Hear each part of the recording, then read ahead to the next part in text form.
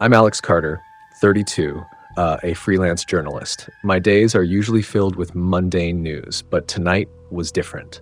I was driving back home from an exhausting assignment, and the rain pelted down with an intensity that blurred everything beyond the windshield. It was almost midnight, and the countryside road was deserted, shrouded in darkness and fog. My thoughts were on autopilot, drifting between fatigue and the familiar comfort of my bed, waiting for me back home. But as I rounded a bend, something on the roadside caught my eye. There she was, a woman in a white gown, drenched from head to toe, sitting on the muddy ground with her face buried in her hands. I hesitated. This wasn't the place or the weather for anyone to be stranded, let alone a bride. Against my better judgment, I pulled over. I rolled down the window slightly. "Are you okay?" I called out. She didn't respond. Her shoulders shook as if she were sobbing, and an inexplicable chill crawled up my spine.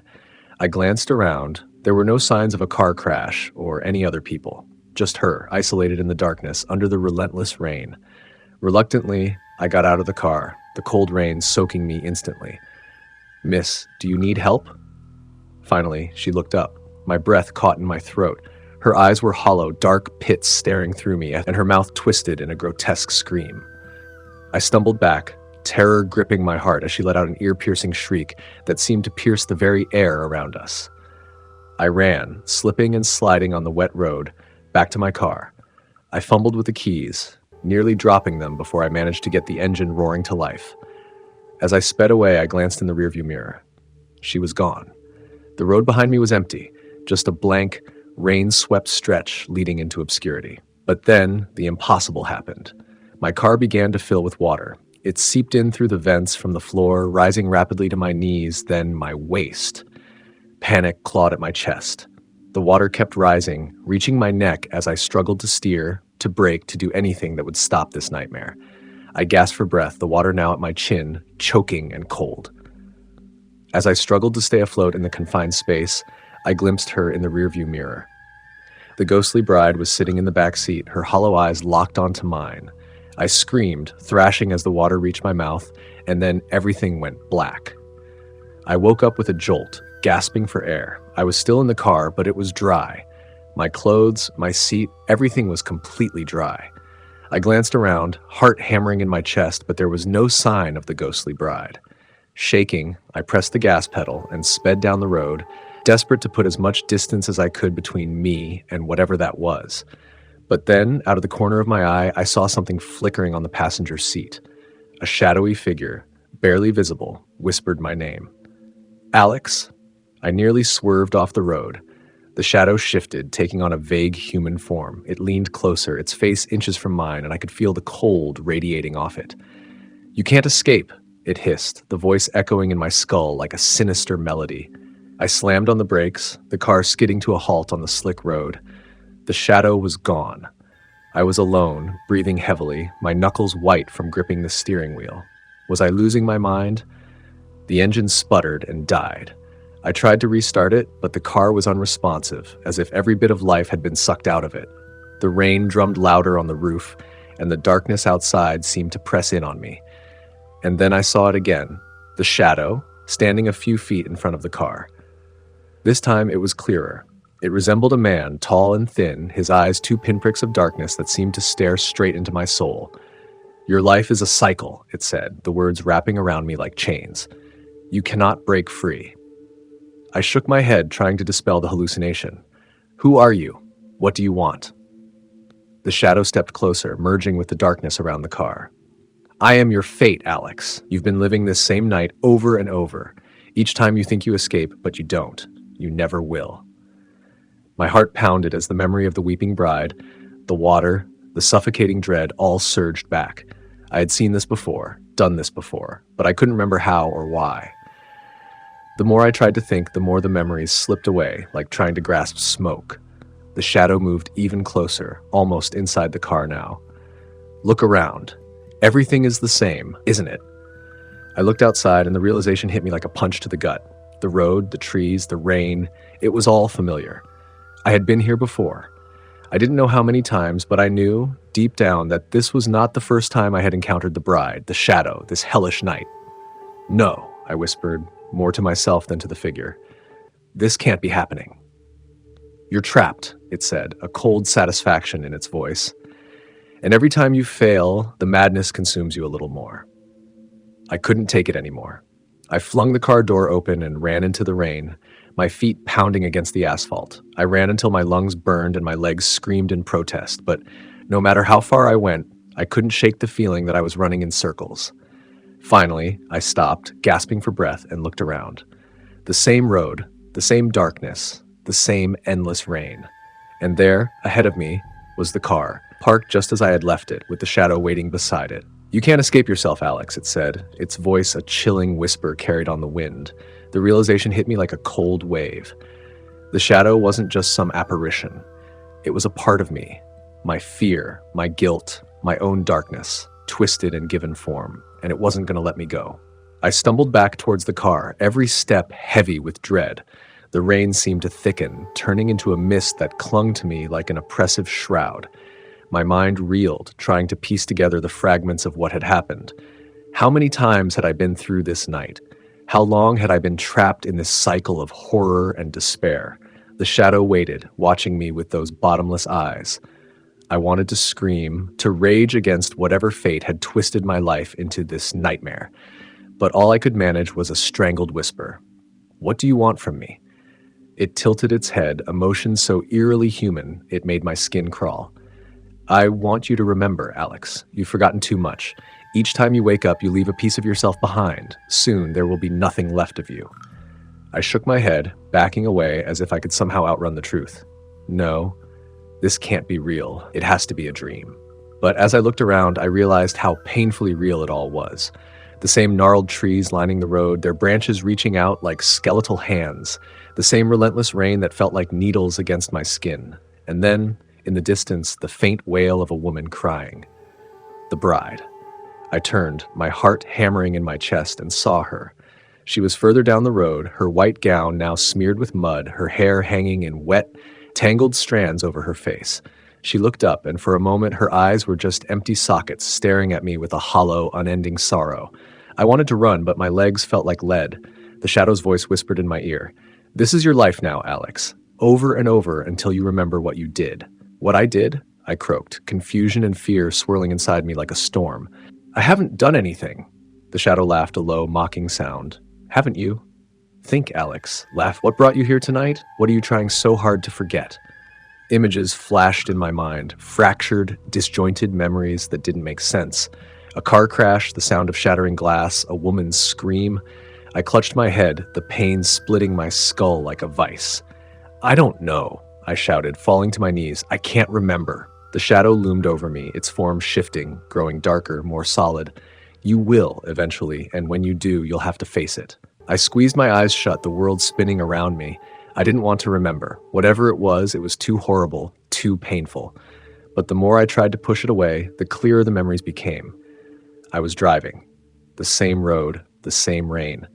But I wasn't alone. There was someone in the passenger seat. Her face was blurred, as if my mind was trying to hide her from me. But I knew her. I had loved her. The realization hit me like a punch to the gut. The bride wasn't just some random ghost. She was... "No," I whispered, my voice breaking. "It can't be." The shadow knelt beside me, its presence cold and suffocating. "Now you're starting to see, aren't you? The bride, she was yours." Tears mixed with the rain on my face as the truth clawed its way out of the darkness. I had been driving with her that night. We were arguing, voices raised over the sound of the storm. She was wearing a white dress because we had just come from a wedding. Our wedding. We were supposed to be happy, starting a new life together. But I had ruined it. We had crashed. I could still hear the screech of tires, the impact, the crunch of metal, and then the water. So much water. She had been trapped, her seatbelt jammed, the car sinking. I had tried to save her, but I couldn't. She drowned, her eyes wide with terror, staring at me through the murky depths as the life drained out of her. I screamed, the memory tearing through me like a knife. "No! Please, no!" The shadow leaned closer, its face almost merging with mine. "You left her to die, Alex. You let her drown." "I tried to save her." I sobbed, the guilt and grief suffocating me. "I tried, but I couldn't."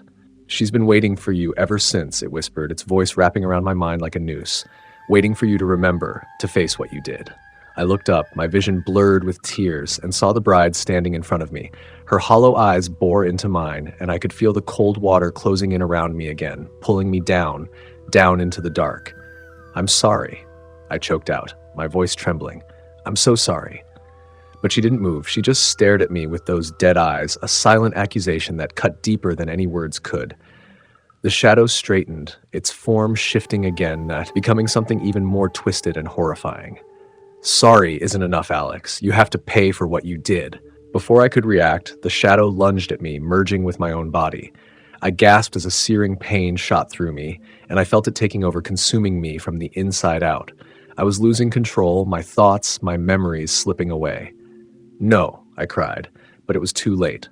The shadow was inside me, wrapping itself around my heart, my mind, squeezing the life out of me. I stumbled back to the car, my body moving on its own, and climbed into the driver's seat. The engine roared to life, and I watched helpless as my hands gripped the wheel. I drove, the road blurring around me, the bride's figure fading into the darkness behind. But I knew she wasn't gone. She was still with me, inside me, just like the shadow. I could feel them both, their presence a heavy weight on my soul, pulling me deeper into this endless night. I drove until the car stopped on its own. I didn't recognize the place, a clearing in the woods, silent and still, the rain still pouring down. My hands moved without my control, opening the car door, and I stepped out, my feet sinking into the muddy ground. Ahead of me was a well, its stone rim slick with moss, water dripping from the edge. I walked towards it, my body numb, my mind a blank slate of terror and confusion. The well seemed to call to me, its depths dark and endless, a yawning void that promised oblivion. I peered over the edge, and a scream echoed up from the darkness, a sound so raw and desperate it tore at my very being. My own reflection stared back at me from the black water, but it wasn't just me. The shadow was there, its eyes gleaming with malevolent glee. And then I saw her. The bride, her face twisted in agony, reaching up from the water, her fingers clawing at the air as if trying to drag me down with her. "Join us," the shadow whispered, its voice my own. "End the cycle, Alex. Let go." I felt my body leaning forward, my hands gripping the edge of the well. The darkness below seemed to swell, to rise up, and I knew that if I fell, there would be no escape, no waking up. This time, it would be the end. But I didn't want to die. Not like this. Not with her still haunting me, still blaming me. I wanted to make it right, to free us both from this nightmare. With a strength I didn't know I had left, I pulled back, stumbling away from the well. The shadow shrieked in rage, its form flickering and twisting, and I knew I was running out of time. "I'm sorry," I whispered again, but this time it wasn't just words. It was the truth. I had failed her, and I would carry that guilt forever. But I couldn't let it end like this. The well pulsed with a dark energy, and I could see the shadow, her shadow, rising from its depths, reaching for me with hands that had once been warm and loving. "I'll find a way," I promised, tears streaming down my face. "I'll find a way to free you." And then, with a final desperate effort, I turned and ran. Ran from the well, from the shadow, from the endless night that seemed to stretch on forever. I don't know how long I ran, or if I'll ever truly escape. But I know one thing, I have to keep trying. For her, for me, for whatever twisted fate has bound us together in this dark, endless cycle. I can't give up, not yet. Not while there's still a chance to break free. Stepped closer, her eyes fierce and determined. "It wasn't your fault, Alex. It was an accident. You have to forgive yourself. Only then can you move on." I looked at her, the truth of her words piercing through the fog of my despair. Could it really be that simple? Could I let go of the guilt that had consumed me for so long? I closed my eyes, taking a deep, shuddering breath.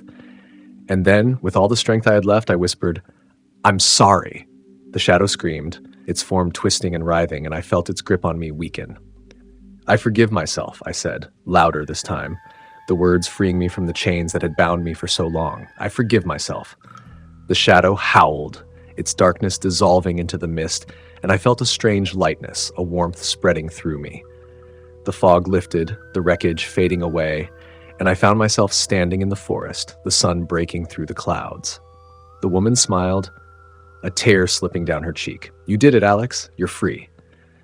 I looked at her, the weight of my guilt lifting, and for the first time in what felt like forever, I smiled. "Thank you," I whispered, and then with a final breath, I felt myself dissolving into the light, the world fading away as I finally found peace. Story the end. Story number 2. My name is Eric Morrison, 37, and I'm a truck driver. The open road has always been my sanctuary, a place where I could leave my troubles behind. But tonight, something changed. It's as if the darkness itself has a pulse, an awareness that watches from the shadows beyond my headlights. The road stretched ahead, endless and empty. The only sound was the hum of the engine and the soft whisper of the wind through the open window. Suddenly, I saw her, a woman standing by the roadside, drenched in rain, her shoulders shaking with silent sobs. Instinctively, I slowed down and pulled over. "Hey, you okay?" I called out. She looked up, her face pale and gaunt, tears mingling with raindrops. "Please," she whispered, her voice barely audible. "I need to get away from here." Against my better judgment, I nodded and unlocked the passenger door. As soon as she got in, she vanished. I whipped around, my heart pounding. The seat beside me was empty, the door still closed. The air was cold, a chill settling over me like a shroud. I gripped the steering wheel, trying to make sense of what had just happened. A sob echoed from the back seat, faint but unmistakable. My blood ran cold as I glanced into the rearview mirror. There she was, huddled in the corner, her face buried in her hands. I slammed on the brakes, the truck skidding to a halt. "What the hell?" I muttered, turning around. But the back seat was empty once more. I could still hear her crying, though, closer this time. I stepped out of the truck, the rain soaking me instantly, and opened the back door. Nothing. No one. A sense of dread tightened around my chest. I got back in and started driving again, my eyes darting to the mirror every few seconds. The sobs continued, growing louder, more insistent. It was as if she was right behind me, her breath warm on my neck. "Who are you?" I shouted, my voice trembling. "What do you want?" The crying stopped.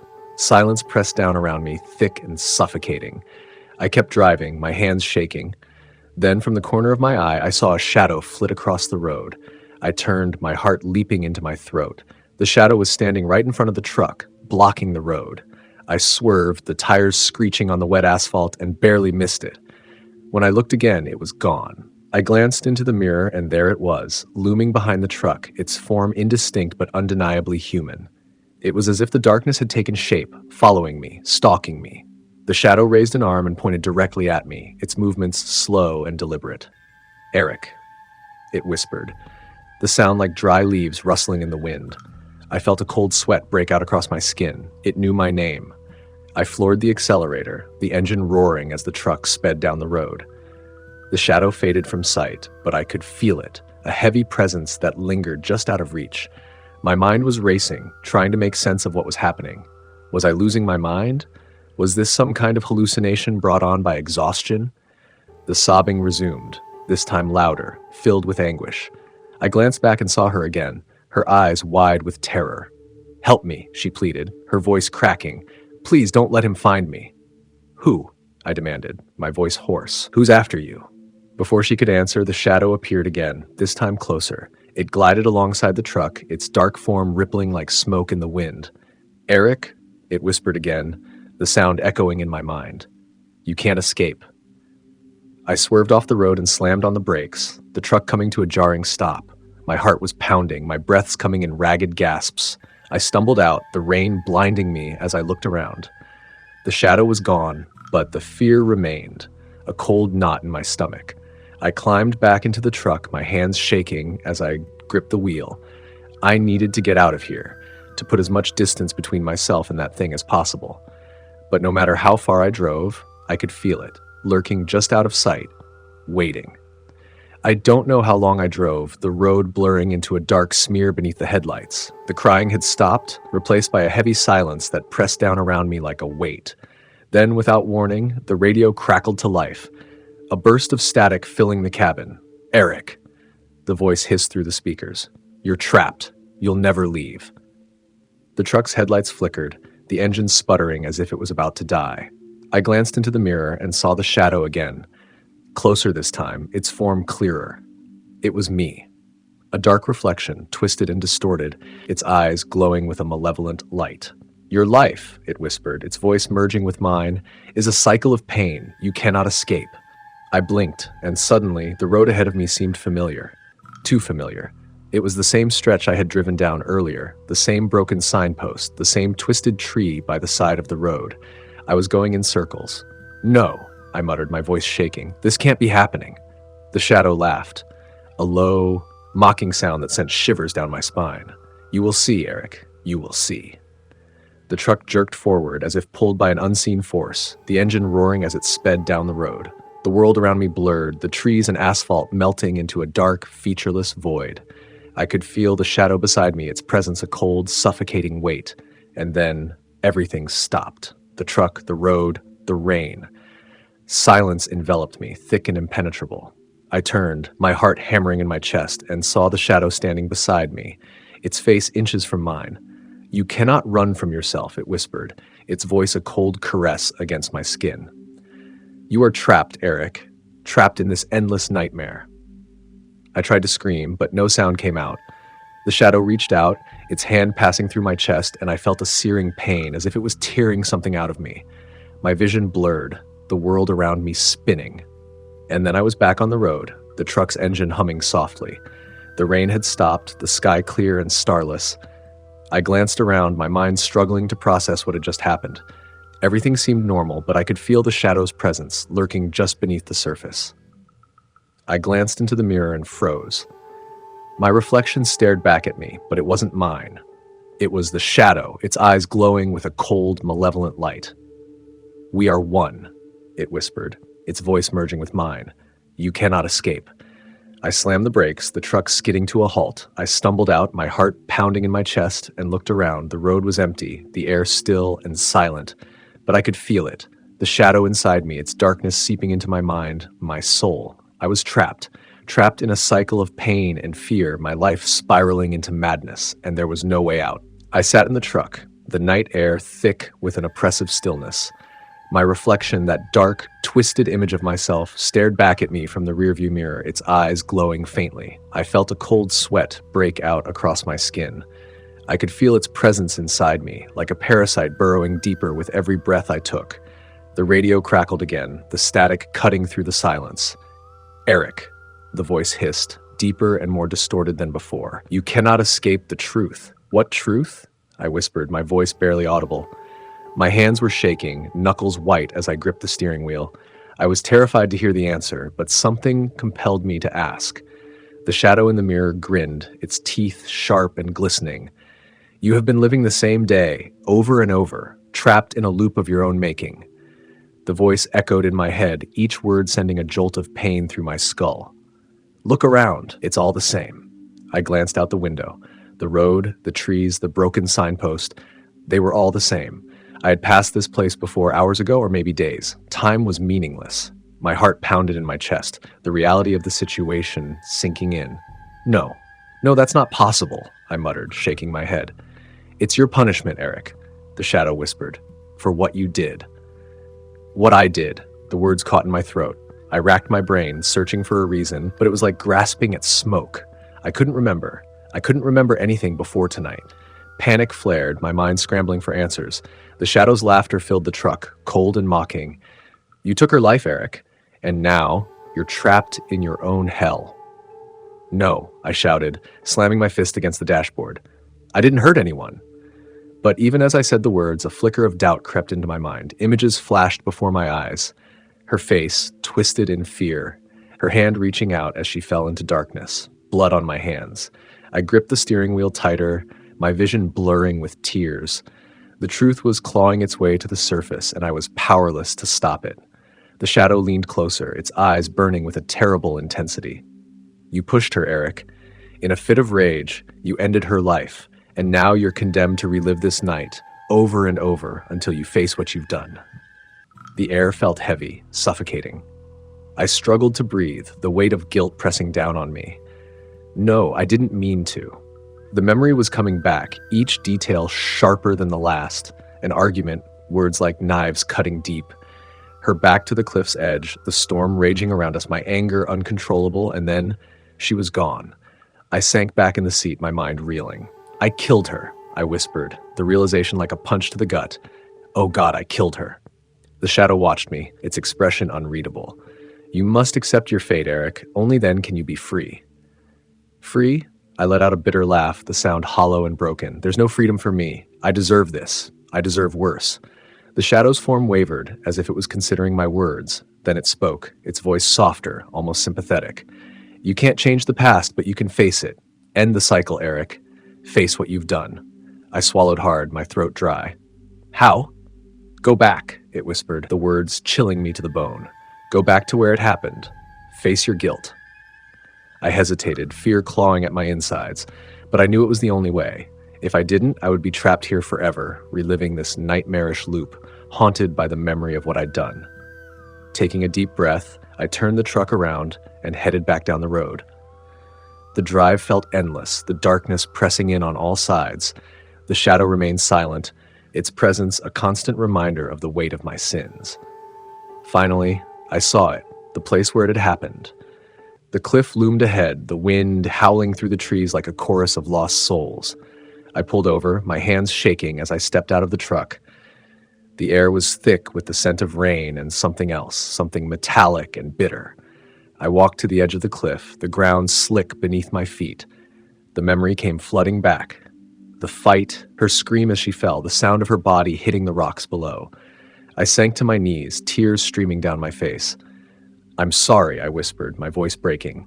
I'm so sorry. The shadow appeared beside me, its form shimmering in the darkness. You must let go, Eric. You must forgive yourself. How? I sobbed, the words tearing from my throat. How can I forgive myself for what I've done? The shadow reached out, its hand resting on my shoulder. You have to try. It's the only way. I closed my eyes, my body trembling with the effort. I thought of her face, her smile, the way she laughed. I thought of everything I had lost, everything I had taken away, and I let it go. The guilt, the pain, the regret. I released it all into the night, a long, shuddering breath escaping my lips. When I opened my eyes, the shadow was gone. The air was still, the world silent. I stood there for a long time, the weight of my sins lifted, replaced by a hollow emptiness. I turned back to the truck, my steps heavy. I didn't know what would happen now. I didn't know if I would be free or if I would be trapped in this nightmare forever. But I had faced the truth. I had faced my guilt, and maybe, just maybe, that was enough. I got into the truck, the engine rumbling to life. As I drove away, I glanced into the mirror one last time. My reflection stared back at me, but this time, it was just me. No shadow, no darkness. Just me. And as the road stretched out before me, I felt a flicker of hope. Maybe this was the end of the cycle. Maybe I could finally move on. But then, just as I thought I was free, I heard it. A soft, familiar sob from the back seat. My heart clenched, dread coiling in my stomach. I looked into the mirror and froze. She was there, huddled in the corner, her face buried in her hands. Please, she whispered, her voice breaking. Don't let him find me. And in that moment, I knew. The cycle hadn't ended. I was still trapped, still haunted by the ghosts of my past. And there was no way out. The shadow's laughter echoed in my mind, cold and mocking. You cannot escape yourself, Eric. You never could. I gripped the steering wheel, my knuckles white, as the truck sped down the dark, endless road, and I realized with a sickening certainty that this was my fate, to relive this night over and over forever. Story the end. Story number 3. I'm Jake Donovan, 32, and tonight feels like the worst night of my life. The storm came out of nowhere, thick sheets of rain pounding the windshield, turning the road into a blurry river. Emily, my girlfriend, was sitting beside me, her fingers gripping the dashboard. We'll be fine, I said, trying to reassure her as the wipers struggled to clear the rain. The old bridge came into view, rusted metal and cracked concrete, like something out of a nightmare. As soon as we reached the middle, the engine sputtered and the car stalled. Are you serious? Emily's voice was a mixture of panic and disbelief. I tried the ignition, but the engine just wheezed and clicked. Nothing. The rain was relentless, hammering down on the roof, drowning out every other sound. We were trapped, stranded in the middle of this godforsaken bridge. I'll call for help, I said, pulling out my phone. No signal. Emily's voice cracked. Jake, look over there. I glanced through the foggy window and froze. A shadow, vague and shifting, moved near the edge of the bridge. My heart thudded in my chest. I opened the door and the cold rain slapped me in the face as I stepped out. The shadow flickered and shifted, disappearing behind a broken section of the railing. "Hey!" I shouted over the roar of the storm. No response. When I turned back to the car, Emily was staring at me with wide, terrified eyes. Her face was pale. It called your name. I stopped dead. What? Emily's voice was barely a whisper. The shadow. It said your name, Jake. I felt a chill creep down my spine. That was impossible. I hadn't even gotten close to it. Before I could process what she said, a low, rumbling sound came from beneath the bridge. It vibrated through my feet, a deep, unsettling hum. I looked over the railing, and below was nothing but pitch-black water, swirling in the darkness. The rumbling continued, growing louder, and with it came a terrifying realization. A figure, torn clothes, pale skin, was rising from the water. I stumbled back, my breath catching in my throat. The figure's face was twisted, eyes wide and mouth moving as though trying to speak. It was human, but not. Behind me, Emily screamed. I whipped around to see more figures. 4 of them, materializing at the far end of the bridge. Their features were mangled, twisted from some unseen horror. Their bodies shimmered, almost transparent, like the rain was washing them away. Panic shot through me. "Get in the car! Lock the doors!" I shouted, but Emily was frozen in place, her eyes locked on the growing horde of ghostly apparitions closing in.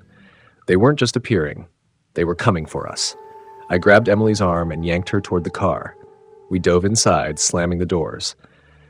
The figures moved slowly at first, but then they began to glide faster, their faces contorted with fury.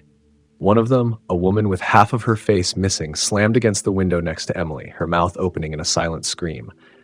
Emily shrieked, clutching my arm as the glass began to crack under the pressure. "They're going to break through," she screamed. I fumbled for the keys, but I knew it was pointless. The car was dead, and so were we if we stayed here. Suddenly, the entire bridge shook violently, and a loud metallic groan filled the air. The water below churned as if something massive was rising from its depths. I risked a glance back and saw the shadow again, the same one from earlier, now towering, massive, more defined. But this time, it wasn't alone. It had a face, my face. I recoiled, my heart pounding in my ears. What the hell is going on? The shadow twisted, beckoning me. Its mouth moved in sync with mine, and I heard my own voice whisper from its lips. "You're trapped, Jake. This is your fate." Emily's fingers dug into my arm. "We have to get out of here!" Without thinking, I pushed the door open and bolted out, dragging Emily with me. The rain hit us like daggers, but the adrenaline kept me moving. We sprinted toward the far end of the bridge, but the shadow and the figures were faster. They appeared in front of us, blocking our path. I skidded to a halt, panting. The shadow loomed closer, its form shifting with each heartbeat. I could hear my name, whispered from all directions, echoing in my head. "This can't be real," I muttered, shaking my head. "This isn't happening." Emily tugged at my sleeve, her voice trembling. "Jake, look." The bridge was changing. The rusted metal was now shiny, new. The broken railing was whole again. The figures around us, once ghostly and twisted, now looked human, their clothes clean, their faces intact. They were alive. I stared wide-eyed as one of the figures, a man in a dark suit, stepped forward. He had a calm expression, but his eyes were hollow. "You shouldn't have come here, Jake," he said, his voice eerily familiar. "This place, it's a cycle. You've been here before." "What are you talking about?" I demanded, stepping back. The man's eyes narrowed. "You've died here. Many times, and you'll die again." Emily clutched my arm, trembling. "We need to leave." I felt dizzy. This couldn't be happening. It was a nightmare. But deep down, something about his words gnawed at me. I'd been here before. Suddenly, the figures lunged toward us, their forms distorting once again into nightmarish apparitions.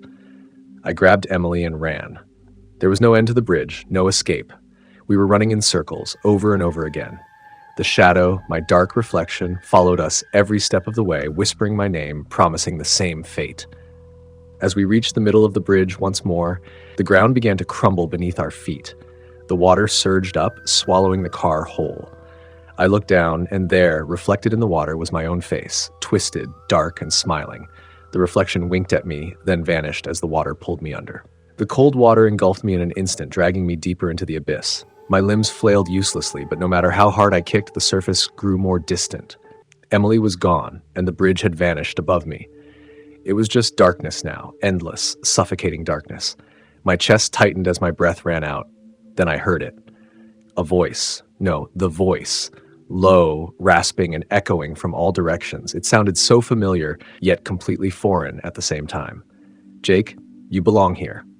I twisted my body, trying to see where the voice was coming from, but there was nothing, only the deep, inky void. And then, out of the shadows, a flicker of light appeared.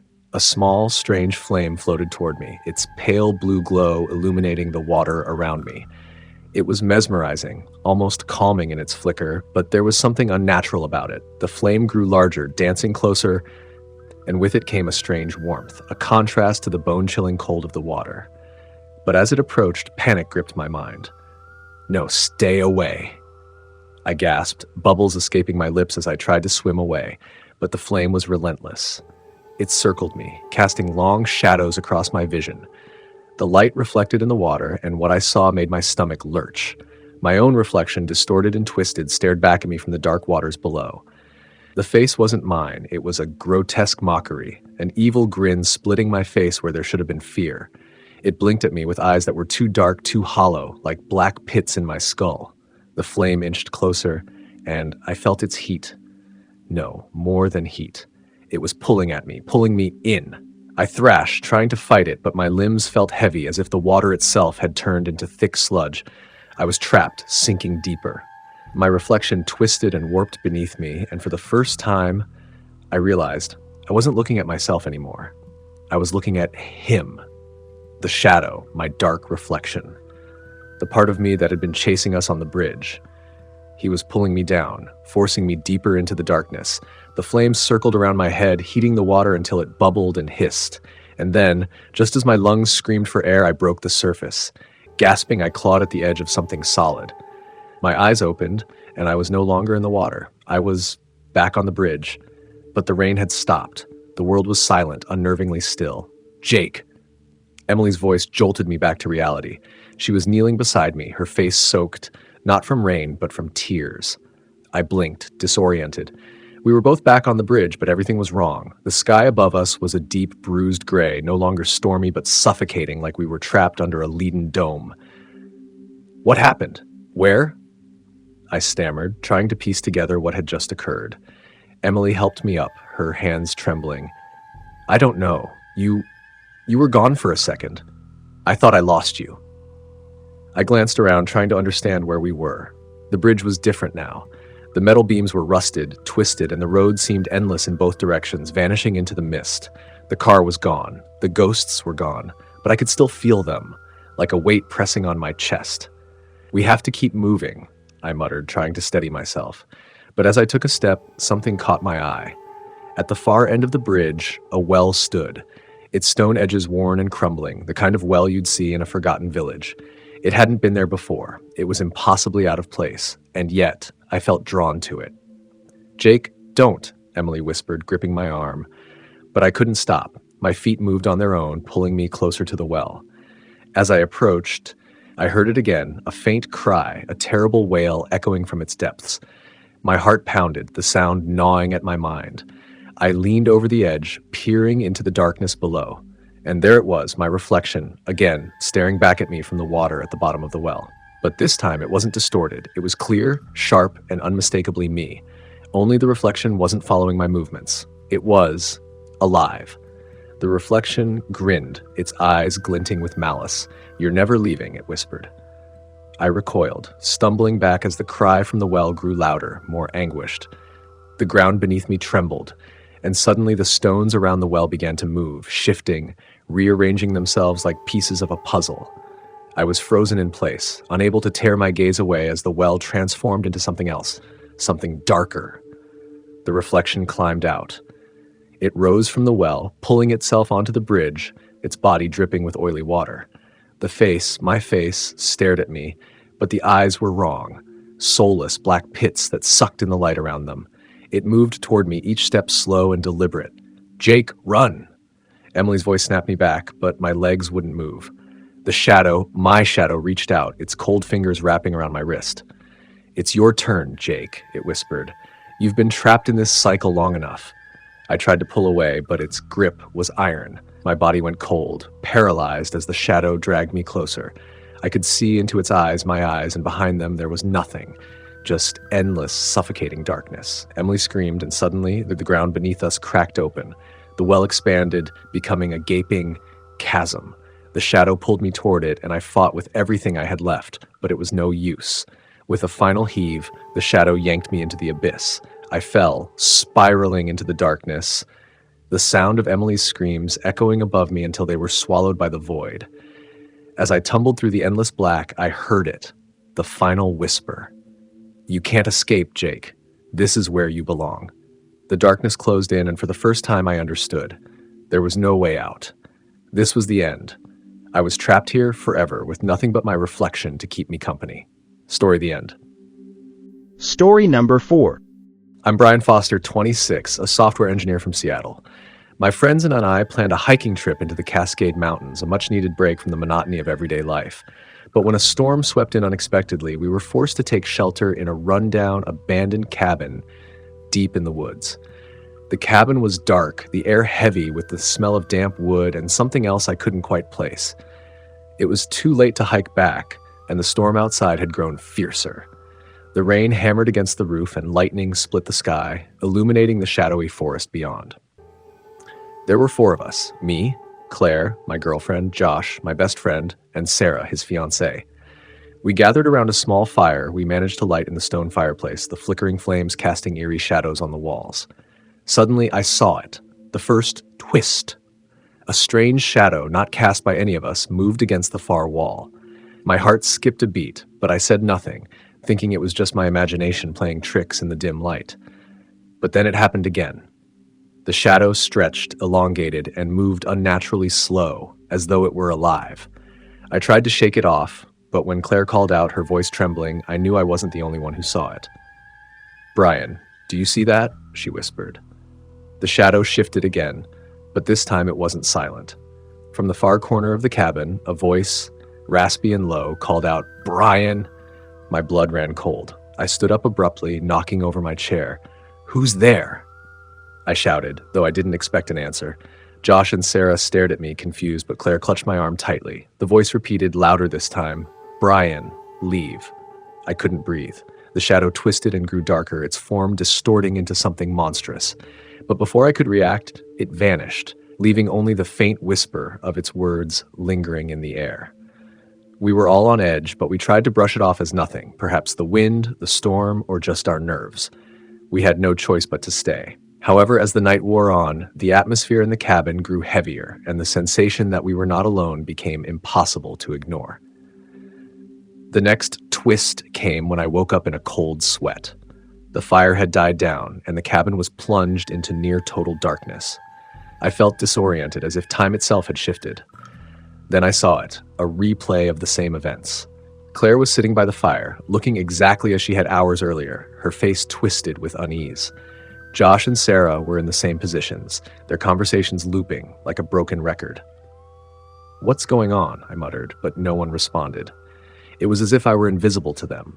I stood up, but something strange happened. My body moved without my control, late, as if I were following a script I hadn't written. The result was chilling. I realized I was caught in a time loop, repeating the same actions over and over, each time sinking deeper into madness. The cycle continued. I'd see the shadow, hear the voice, and feel my sanity slipping further. Then, on the 5th loop, the shadow twisted again. This time, it didn't stay on the wall. It stepped out into the room, manifesting into a figure that looked eerily familiar. I stared, heart pounding, as the figure revealed its face, my own. The result was a jolt of horror. I was staring at my own dark reflection, its eyes black and soulless. "You can't escape," it whispered, its voice like nails on a chalkboard. "You are trapped with me." I stumbled backward, unable to comprehend what I was seeing. My reflection laughed, a sound that echoed unnaturally in the small cabin. It began to move toward me, its steps heavy and deliberate, as if it were claiming ownership of my very soul. I tried to scream, but no sound escaped my lips. The cabin itself seemed to warp, the walls closing in as my dark reflection reached out, its cold hand gripping my shoulder. A surge of terror ripped through me as I realized this was no mere apparition. It was something far worse. It was me, and it was taking control. The twist escalated as my reflection's grip tightened, and I felt myself slipping away. My movements became sluggish, as if my body were no longer my own. I watched in helpless horror as my reflection began to speak through my mouth, my voice twisted and alien. "Leave, or suffer," it said, but I knew it was too late. I was no longer in control.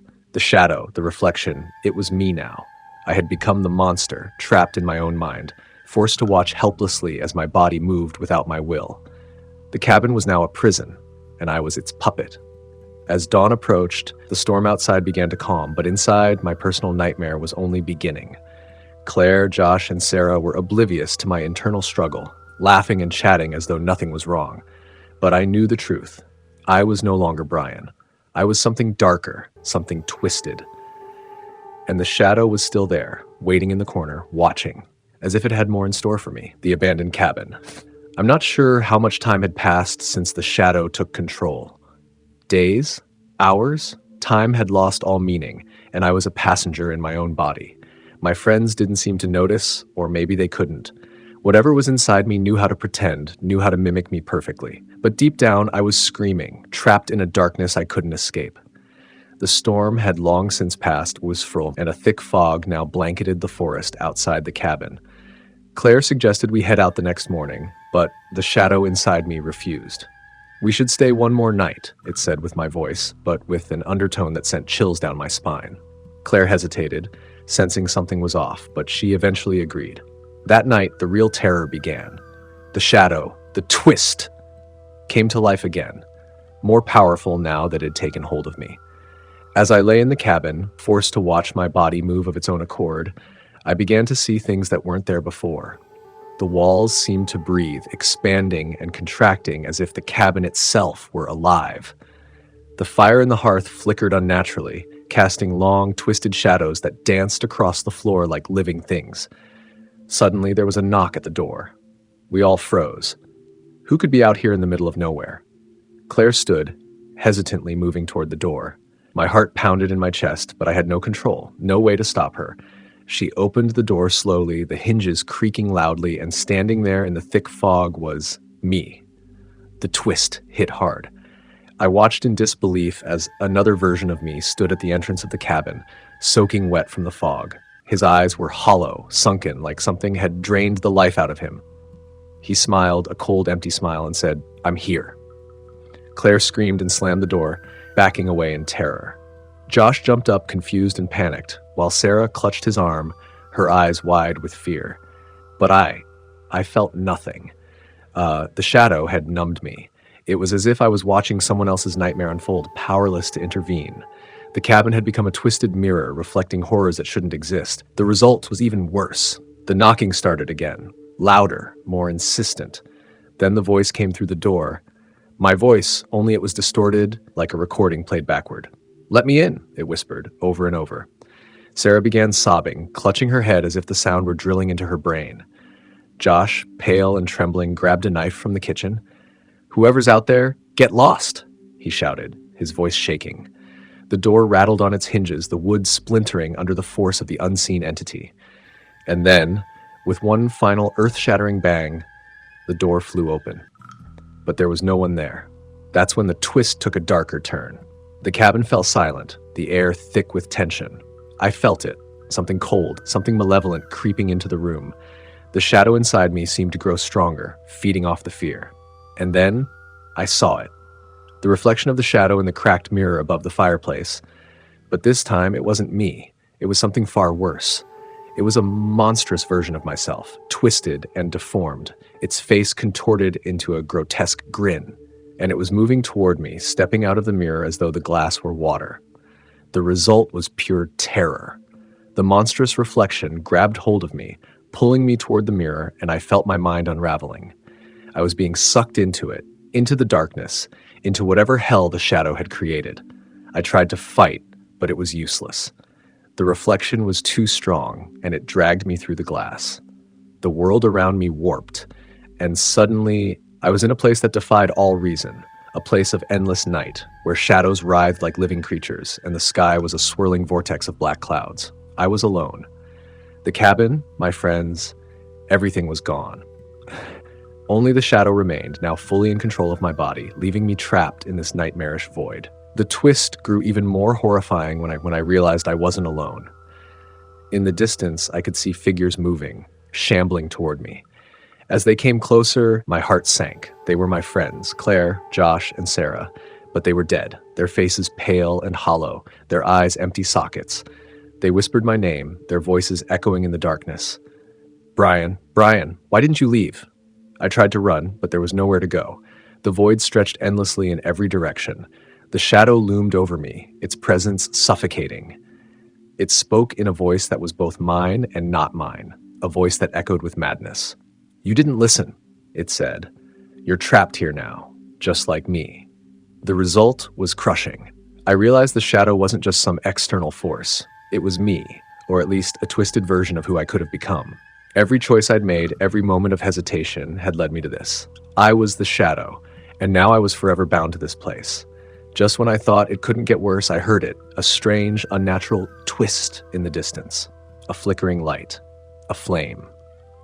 The fire wasn't warm or comforting. It was cold, a sickly blue that burned with an unnatural glow. It moved toward me as if it had a will of its own. Panic surged through me, but there was no escape. The fire surrounded me, its cold heat searing into my skin, but it didn't burn me alive. Instead, it kept me awake, forcing me to remain conscious as the horror unfolded around me. I tried to scream, but my voice was gone, lost to the void. The flame grew brighter, its light revealing the countless horrors that lurked in the darkness. Faces twisted in agony, shadows writhing like serpents, and the spirits of those who had come before me, all trapped in this endless nightmare. The twist that followed was the most crushing of all. As I struggled to escape, I realized that this was a vicious circle. No matter how hard I fought, I was trapped, doomed to relive the same horrors over and over, a never-ending cycle of fear and torment. And then I saw it, a well in the distance, standing alone in the void. From its depths came a terrible cry, a sound so full of anguish that it pierced through my soul. Drawn to it, I approached, knowing that whatever waited for me in that well was far worse than anything I had encountered so far. As I dared to look into its depths, I saw my reflection again. But this time, it wasn't just twisted. It was monstrous, an abomination that stared back at me with eyes full of hatred and despair. The well seemed to pull me in, deeper into its darkness, and I realized that there was no escape. This was my fate. Story the end.